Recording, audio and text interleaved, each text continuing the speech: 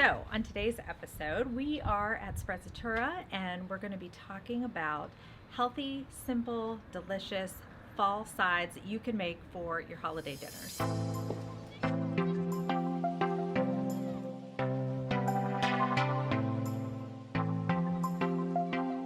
Hey guys, it's Nikki Campbell and I am back with my second episode of Flourishing with Nikki, and I am super excited because I am with my dear friend Jen Saffron, who is the owner of Sprezzatura in Millvale. So we've got some exciting stuff for you, but Jen, first tell them a little bit about who you are and what you're doing here in this fabulous space. Sure, I'm Jen Saffron. Hi everybody. We're here in beautiful downtown Millvale in the Sprezzatura Cafe. We are a community cafe and catering kitchen. Our goal is to make healthy, affordable, accessible, Italian-American, heritage-inspired foods. We work with all kinds of people, and today we're going to work with you on getting you ready for the holidays with some healthy holiday sides. Okay, so today we're going to talk about something that everyone can relate to, and that is cooking for the holidays. Typically stressful, time-consuming. Would you agree? Oh my gosh, expensive. Worried about impressing your relatives and friends. That's right.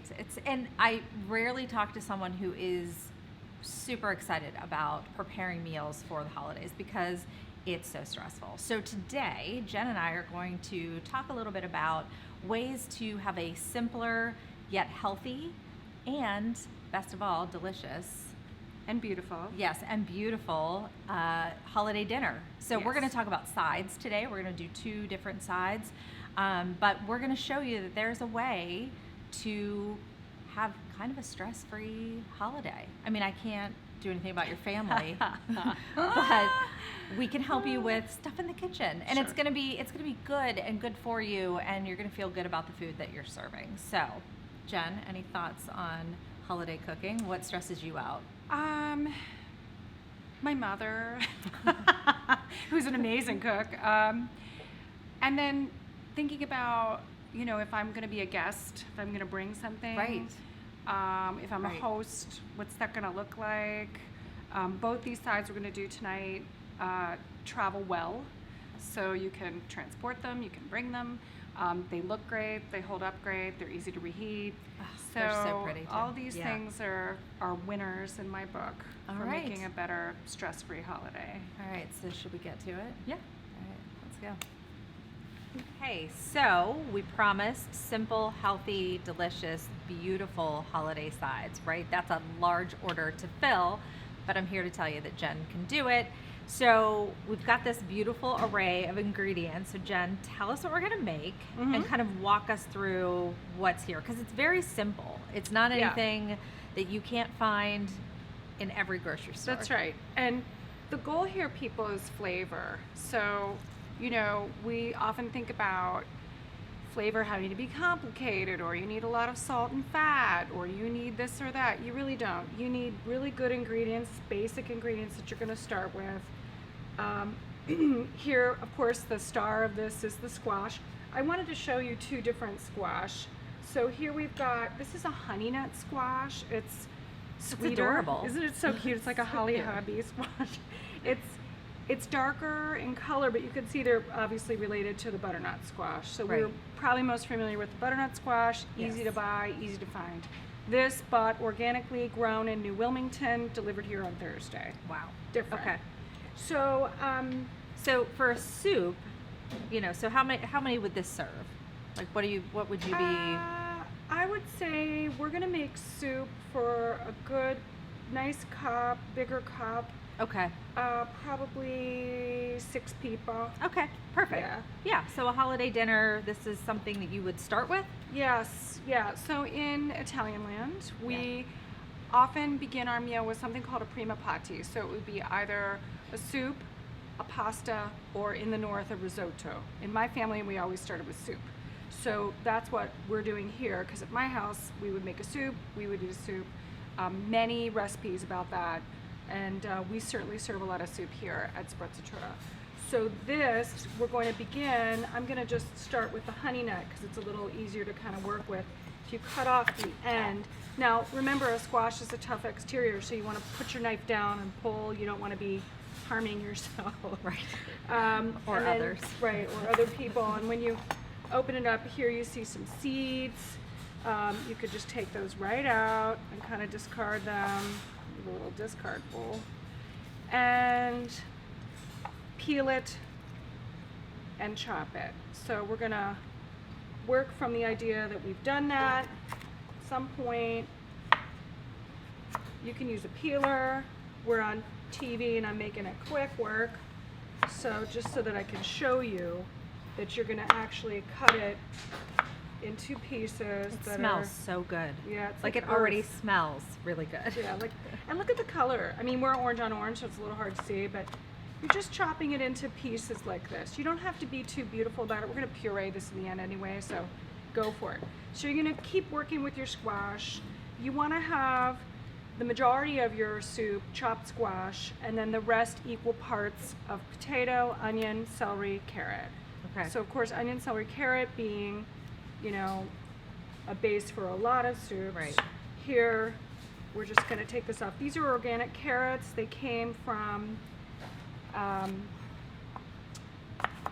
Tiny Seed Farm. So the 3 farms that we work with here are Tiny Seed, Who Cooks For You, and Jarasinski Farm. Those are our primary farmers. So you can see it's very simple, and we're going to keep working like that and adding to the pot. So we've got our pot, very nice, generous portion of oil on the bottom of the pot rather, so that you can make sure that when you begin to fry these up a little before you put your broth on top, you've got it going. Now, why are we having a potato if we've got all this starch? Your potato is going to act as a binder. It's going to thicken Okay. your soup for you. Okay. One thing you got to watch is if you store this soup, you can bet that it will thicken over the course of it sitting. Okay. So it's almost like, you know, when you're whipping up mashed potatoes, Yeah. it starts to thicken. Yeah, yeah. Same deal. Okay. So And it's you're- not a lot. I mean, they're 4 little Yeah. potatoes. So, and from a, you know, a nutrition standpoint, like this is giving you so much fiber. It's giving Yeah. you fiber, potassium, vitamin A, Yep. just, and then the flavor. So onion and garlic, like you're gonna have to do very little. I don't see a lot of seasoning here. No. You're gonna have it, you know, it's already kind of baked into the recipe. That's right. And the other thing I want to talk about is celery. So a lot of times you'll go to the grocery store and you see these naked celeries with no leaves. Yeah. The leaves have a lot of flavor. So you want to keep your Oh. leaves in your soup. You're going to cut off those nasty Okay. ends, okay? And you're going to give yourself, again, just a rough chop. You don't have to be perfect because, sorry, they're Nikki. That's all right. I know when to get out of the way. And you're going to keep going. So we can pretend that I've already cut up all that squash, and we're going to dice this onion and keep it going. So what is your favorite tip for your eyes not watering while you cut an onion? You know, Lorraine, who works with me, she claims that she keeps her mouth shut, which would be great if she shut her mouth more. We love her. We love you, Lorraine. We love you, Lorraine. She says that if you close your mouth while you're chopping the onion, it doesn't go into your eyes. Huh. So somebody told me years ago, and it works, by God, because I'm very sensitive to when I'm chopping onions, do it near an open flame. Really? So I turn on my stove, and when I chop onions, I have this, like, just the gas flame on, you know, while I'm doing it. And it literally, I feel like, this is, you know, not science, everyone, but I feel like it, like, burns up whatever is coming off of the Yeah, see, onion. mine are starting now. Yeah, Woo! yeah. All right, well, we won't make you do. So we want to talk a little bit about the garlic here too, and then the seasoning. So here we've got these cloves came off of one head of fairy garlic, which is called that because it's got little hairs coming off of Aw, it, and sounds magical. it's pretty magical. Woo! Oh, I'm getting the onion too. Woo! Onion. So they said very strong. So we'll just take this right on out of here real quick. All right, so we're back. We had to reapply, you know, eye makeup and gather ourselves after the very strong onion. But we're back. We're continuing on with fairy garlic. Fairy garlic. Fairy garlic is, so when you buy garlic, it's always good to buy it fresh. Your garlic should be in a tight fist. You should grab that garlic in the grocery store and make sure it's nice and tight. If it's not, if it's squishy, it means it's old. If it's got a little green stem coming out of it, no good. This is fairy garlic. It's one head, one fist rather, and it's, you know, really good and purpley. It should be a little sticky when you peel it. Oh yeah. Easy way to peel it, just smash it. Take it right off, we're done. And you can throw it right in, just smash like this. And I put quite a bit. Again, flavor, not too much salt or fat, lots of flavor. Same with your seasoning. So we're gonna do 2 main seasonings, red pepper flake and cumin. Cumin can be really strong, so, but yet we're gonna put a bunch in. I love cumin. Yeah. I put it in a lot of things that maybe shouldn't have cumin in it, but you know, I like it. Well, a lot of people wouldn't think that you would put it with Right, squash, right? right. But it's gonna give it a nice little kick along with this red pepper flake, and you might think, oh my gosh, this is gonna be too hot. It's not. No. It's gonna mellow out. You're Okay. gonna boil it. It's gonna be great. Also, we've got our little compost bowl over here. You should be composting at home. Give back to the earth, and we have better nutrients in your vegetables. We're a gold level sustainable restaurant, and one of the main reasons why we are is we commercially compost. So we recommend that. Once you get all your vegetables in here, so lot more squash, Right. more good stuff. celery, more all of these things. You cover it. All you do is just cover it about 1 inch above it with water. You can use chicken stock if you wish. You can add a big heaping tablespoon of fresh vegetable bouillon if you've got it. And then you let that boil. And you don't, you know, when we think of soup, a lot of people think you're just gonna boil the you know what out of something. Right. It's not. You wanna get it in a nice low boil and leave it like that until all the vegetables are fork tender. Right. You're gonna take it off the heat and put your immersion blender right in there. If you don't have an immersion blender, it's a great tool. You can go ahead to any department store will have it for like $40. Get your immersion blender. If you don't have an immersion blender, you could transfer this to a regular standing blender or a food processor.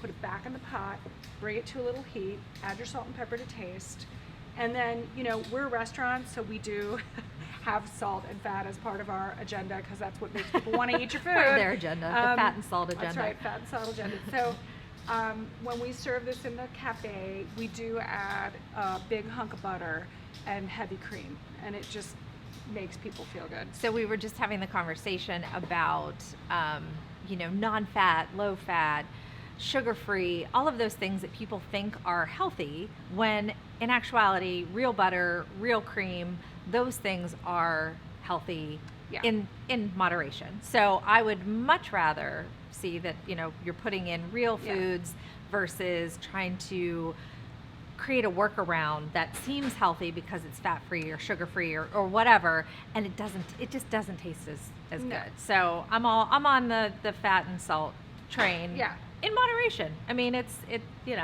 good for you. Fat will keep you fuller longer. So if you have healthy fats in your diet, it's really good for you because you're not going to feel starved in an hour because you ate a fat-free whatever. That's right.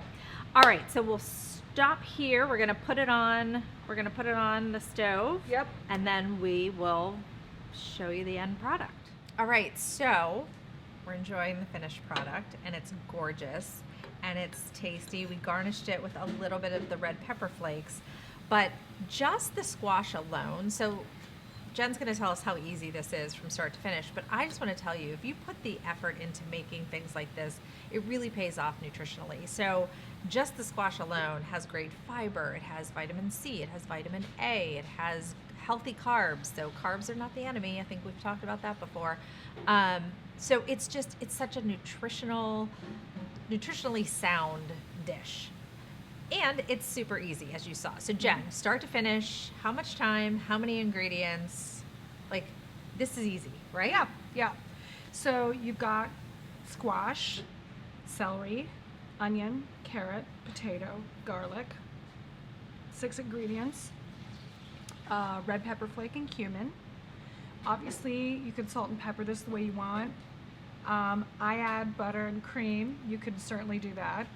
And that's it. And basically, start to finish, you have probably prep time of about 15 minutes of chopping, 20 minutes of chopping. Boil it on a low, steady boil for about a good 40 minutes. puree it, put it back on the heat with your seasonings to let it all blend together, and you're done. Right. So Yeah. it's simple in its preparation. So really accessible to anyone, Yes. whether you're a novice in the kitchen or somebody who's been preparing, gourmet meals for years. Very simple, but very elegant, and it looks like you got it from a restaurant. So, cheers. Salute. It's like fall in a bowl. And it's a great way to start your meal. It's like warming. Yeah. It makes everybody feel like they belong. Everybody's enjoying it. There's a focus. I feel like I belong. I feel like I belong. Thanks, Nikki. Thanks. All right, so we have one more recipe for you, and so we're going to finish our soup, and then we'll be right back. All right, so we finished our soup, and it was delicious, and now we're moving on to, I can't even think of a simpler side dish than what we've got here, and it's roasted beets oregano. And what I love about it is that not only is it simple, but it's pretty, and it's packed with nutrients, so you really can't go wrong with this. So Jen is going to talk a little bit about beets. Yeah. Picking the right beet. Yes. Beets they're kind of a controversial vegetable. You either love them or you hate them. I never meet anyone who is lukewarm on beets. So for Right. those of you who love them, keep watching. But tell us, so we've got a giant beet here and we have a Yeah. smaller one here. How do you get the right beet? Well, first of all, we're buying produce based on weight, right? So the idea would be, bigger is better, but Right. it's not, because what happens, these grow in the ground, right? So they're growing, they're expanding. Anything that's above just a couple of inches in diameter starts to get woody. It loses its moisture. It's not as tasty. So, and that also goes for other kinds of vegetables too that don't grow on the ground, like zucchini. You know what happens when you leave it; it just gets gigantic. Yeah. Really, the zucchini about 8 inches long is really what you're going for. So similar in this, we're working on it from the perspective that smaller is better. Okay. Right? This is a red beet, which is a pretty typical beet. A lot of beets get bad rap because your mama made you eat them out of the can, and they're not Yeah. they're slimy. Yeah. They're not very fun. Yeah. We are making the anti-slime beet today. It's going to be really good. And so here you can see, Nikki, we also have golden beets, gorgeous. White beets. Right? I've seen white beets. I've not seen golden beets. They're radish-looking beets. These are typical red, but you can see really nice variegation. Right. So you're going to roast them. We're going to roast them face down in this pan. We're going to cover them with a bunch of oil. So we just cut them in half. People tend to not use a lot of oil. In this recipe, use a lot of oil. Okay. You just do not want these sticking to the aluminum foil. No. It's not a good plan. No. And you're just going to roast them here on 400. With the garlic? Nope. Okay, we're Garlic's not even last. putting the garlic in yet. This is like beyond simple. Yeah. Like the only thing you really got to work with the beets is that they're dirty, right? Right. So they grow on the ground. There's dirt on them. So you just need to make sure you really thoroughly clean them. Okay. You can even scrub them. Yeah. And cut them in half. Throw in the oven on 400 for about 45 minutes. Okay. Until they're fork tender. Okay. Then you need to let them cool. So we're going to show you what that looks like. I'm about to pull some out of the oven now. Okay. And the dressing is very simple. We have a dressing of literally 3 ingredients. We have oil, we have raw garlic, also gets a bad rap, and oregano, which has an amazing nutritional property. So oregano is an antifungal, it's really good for your skin, it's awesome, and it's easy to grow. So here you could get this. I just pulled these out of our Jen kitchen just literally went outside and picked the oregano. So Right. we're talking fresh here. And we'll get to the how to treat your oregano and what to do and what not to do, but really to destem it is the best thing. So first we're going to roast these beets. Okay, let's do it. Okay, so we're back and we've pulled the beets out of the oven, and I want to talk just a minute about roasting as a technique. So, raw vegetables are best because if you don't cook them, you don't cook anything out of them. But who wants to eat raw beets at Thanksgiving, right? So what roasting does from a nutritional standpoint, what I always look at is like, how can I preserve as much of the goodness that's in a vegetable? So what roasting does is it allows you're going to cook out some of the nutrients, but it allows you to bring out some flavor without adding a lot. So Right. roasting is a cooking method that, from my stance, is better than maybe boiling or some of the other things that you might do, because it preserves the flavor. It gives a little bit of caramelization. Brings out its sugar. It just makes it taste better without putting anything on it. So these look beautiful. They smell amazing. Yeah. So let's talk about them now that they're roasted. So here are our roasted beets, and you can see they come out kind of looking pruny and scrawny, but I just started picking away at this one, and you can see that it's, the golden beet is still under there. So it's a little hot to handle right now. Right. Don't burn yourself. Touching a 400-degree beet. I know. It's choking me up too. It's choking you up. So no, they're beautiful, and I think that's what scares people, is they think that they've burnt them, and they haven't. So No. plenty of beautiful color. The roasting is not, if it gets dark like that and kind of crunchy on the outside, it's fine. These are not burned. Notice that when we went to roast, we cut the tail and the root off so that it's easy to peel. That's basically what we're going for. So here you can see I've already started poking away at this. You can run these under water and peel them. It's easy. Okay. And you're going to let them cool. Okay, and once this cools, we can go ahead and cut it. Okay. You can see how awesome and beautiful this looks. It is. It's amazing. So when you begin to mix it with your red beet, your purple beet, That really you've got comes this off easily. awesome magenta color, right? Because the roasting technique, unlike baking, it brings out the heat, and the heat actually separates the skin from the beet. So here you've got, this purple, beautiful purple color, awesome, looks like a fall leaf peeping it's adventure. gorgeous. You get to have fun with that.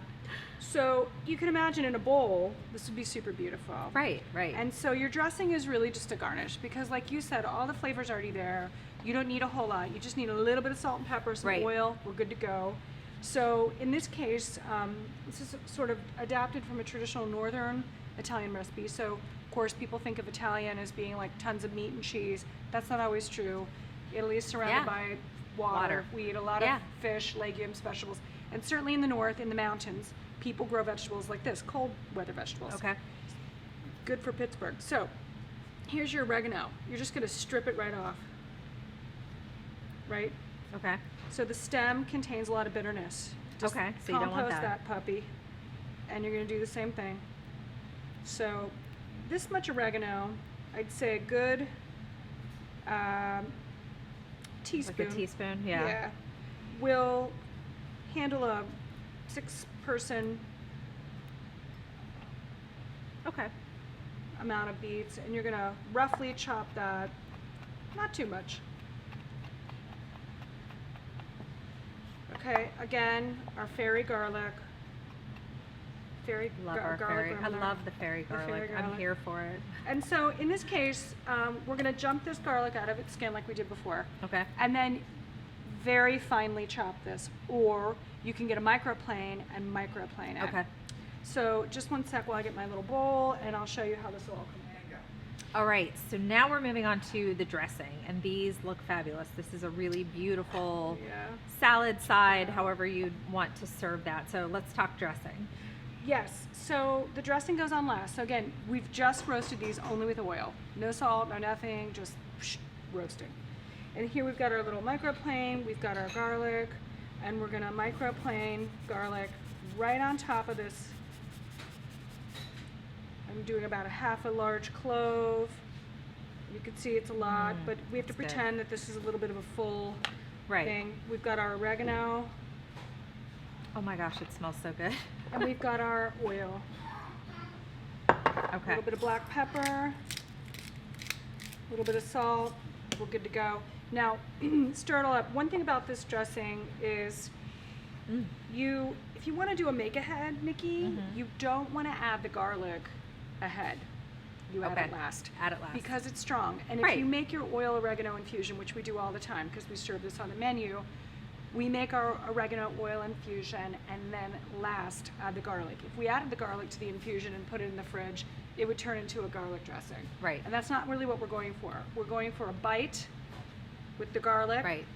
and an earthiness with your oregano that's matched with the earthiness of these beets. Right. And the sweetness too, Yeah. right? Beets Yeah. have a fair amount of sugar in them Yeah. naturally. So here we are. Also, beets and beet greens have a lot of iron, Yeah.